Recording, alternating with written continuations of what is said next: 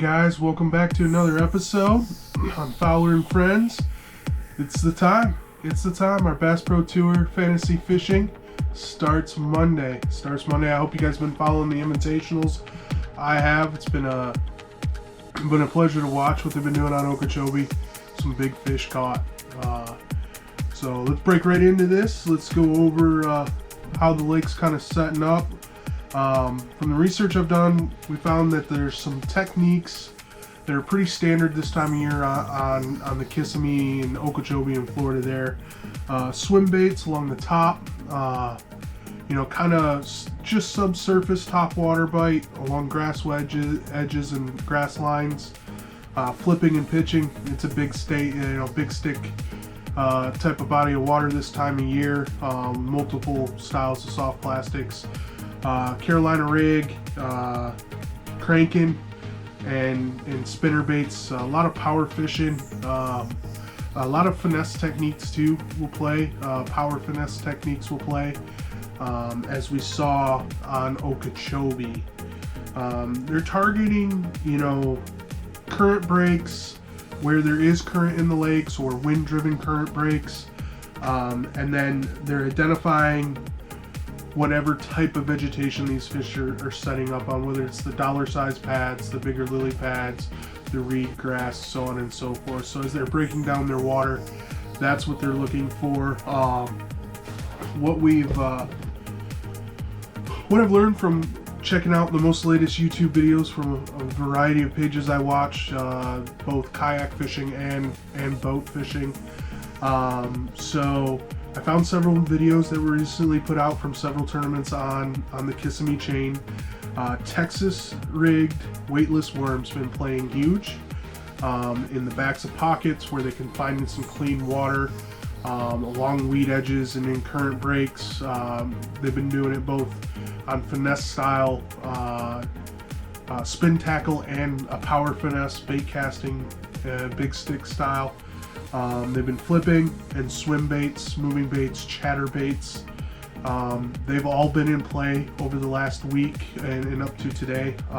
The big Okeechobee there, the MFM Invitationals, baits that were in play throughout the entire tournament.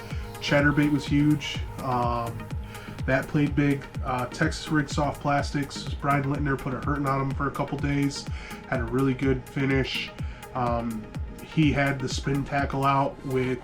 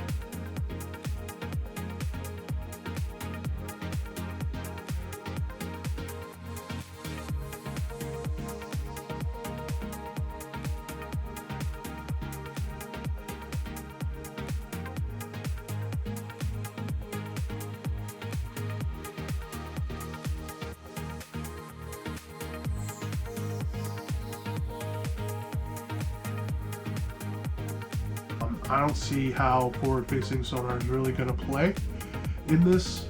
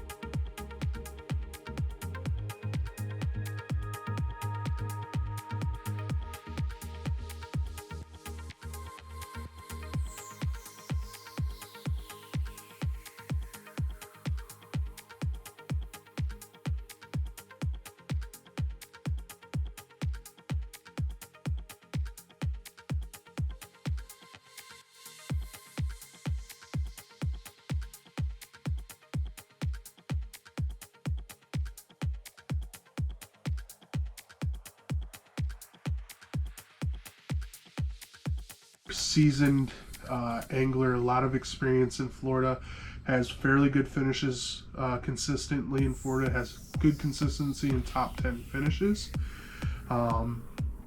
He's got solid spawn techniques. He's dominated in quite a few spawning tournaments. So his experience and those factors is why I picked Elton Jones. My third pick in Group A is Michael Neal. He's coming off a 4th place finish in the Invitationals. So he's got, on top of the stellar season he had last year, huge momentum. Already has momentum moving into this year. So that's one of the reasons I picked him. Solid in his top 10 finishes. He had a very solid finish on the Big O Okeechobee.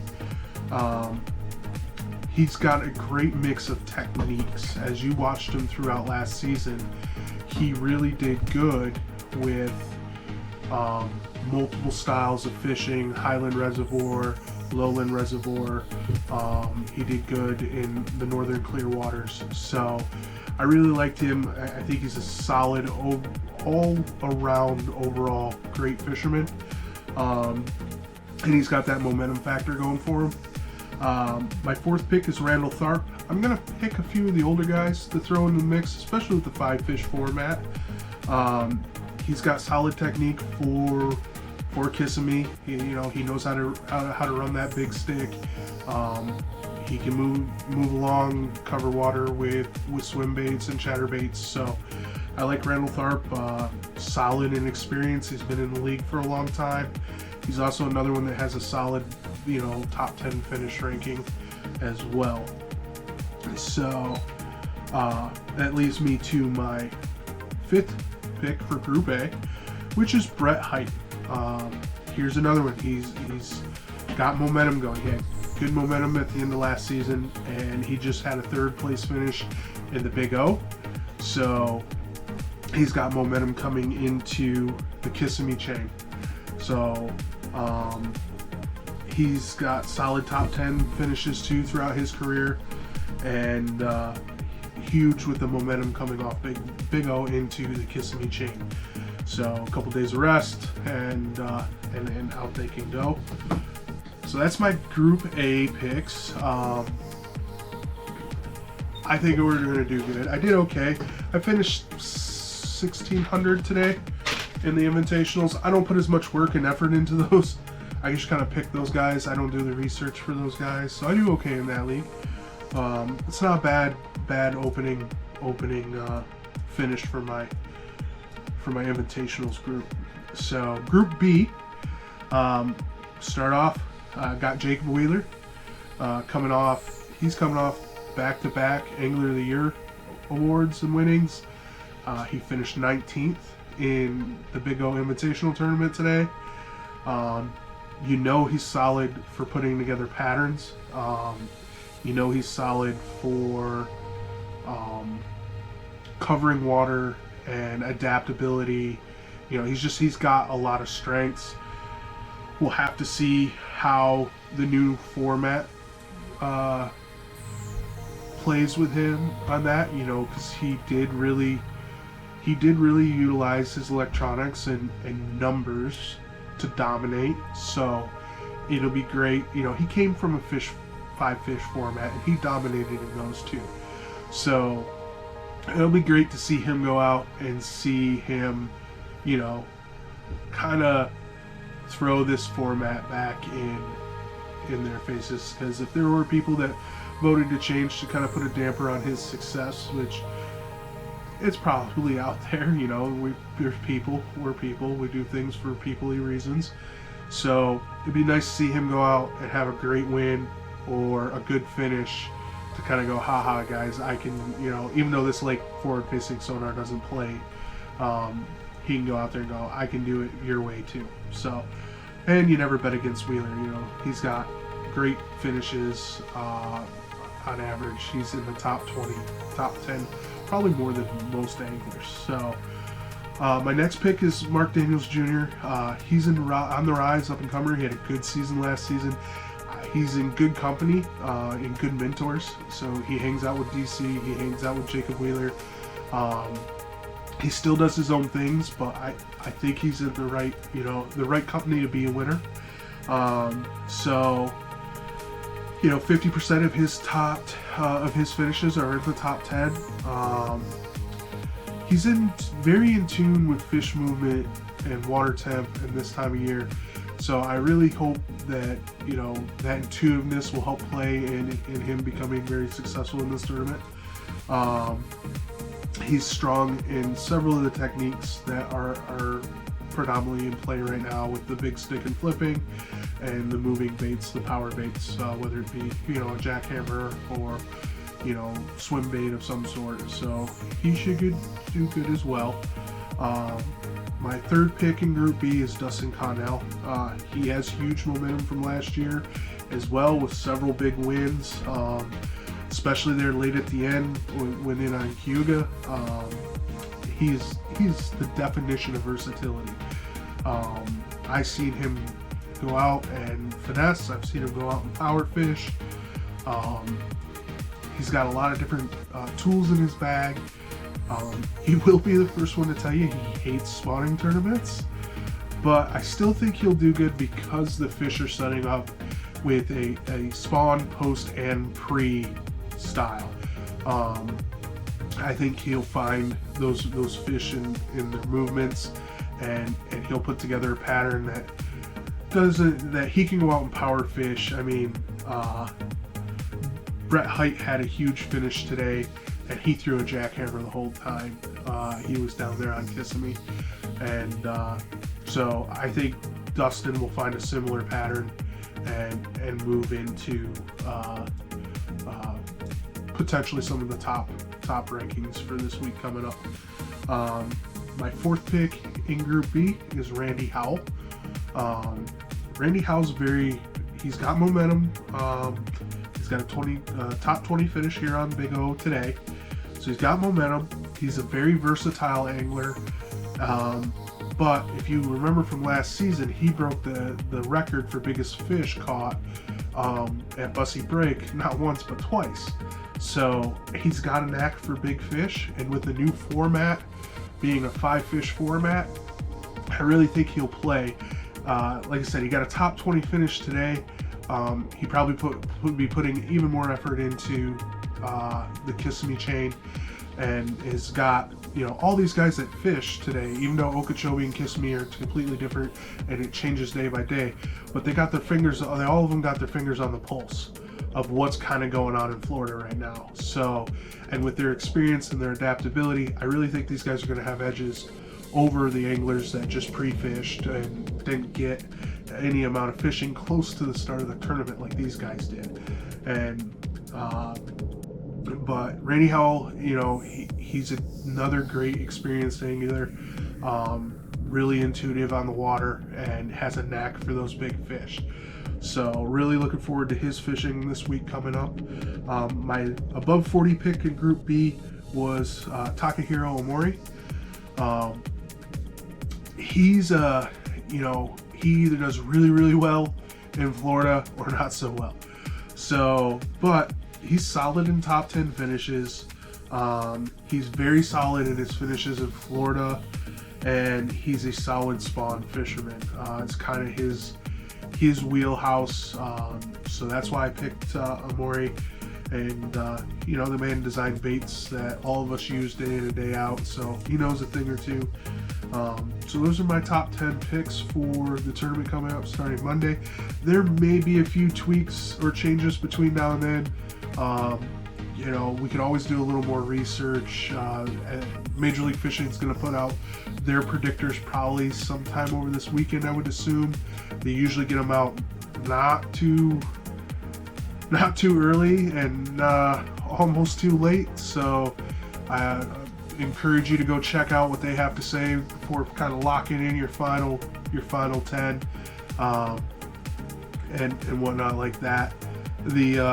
I have a tendency to do a little bit better on the Bass Pro Tour because the local hammers are they're not part of it. There was a lot of local talent in the Invitationals today that, you know, they eat up a lot of those top spots, and they can eat up, you know, they can fish. They know how to fish their body of water. So even pros struggle with having to go up against these great local fishermen. So I think that's why I put a little more effort into the Bass Pro Tour ones, is because there's the consistency in the anglers, and you can kind of pattern them like we pattern our fish. So